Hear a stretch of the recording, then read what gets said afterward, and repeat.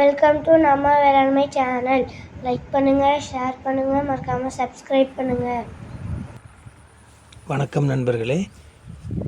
பின் சம்பா பட்டத்தில் நமது நிலத்தில் தூயமல்லி, கருப்பு கவுனி, சீரக சம்பா, தங்க சம்பா போன்ற பாரம்பரிய ரகங்களை பயிரிட்டிருந்தோம்.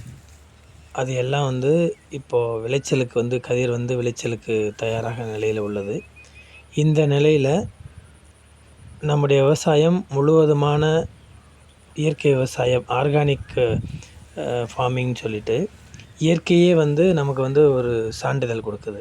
அதில் பாருங்கள், இயற்கை பறவைகள், வானத்து பறவைகள், குருவிகள் எல்லாம் எத்தனை குருவிகள் நம்முடைய நிலத்தில் இருக்கிற அந்த நெல்லை சுவைச்சு ருசித்து சாப்பிடுது.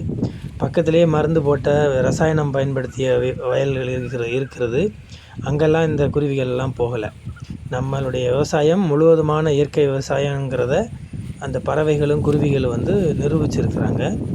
நம்முடைய ஆர்கானிக் டிபார்ட்மெண்ட்லேருந்தும் நம்முடைய விவசாயம் ஆர்கானிக்னு சொல்லிட்டு அவங்களும் ஆர்கானிக் சர்டிஃபிகேஷன் கொடுத்துருக்குறாங்க. அதோட ஒரு பெரிய அட்வான்டேஜ் இயற்கையே நமக்கு ஆர்கானிக் சர்டிஃபிகேஷன் இந்த பறவைகள் மூலமாக கொடுத்திருக்கிறது என்பது மிகவும் பெருமைக்குரிய விஷயமாக நாங்கள் கருதுகிறோம்.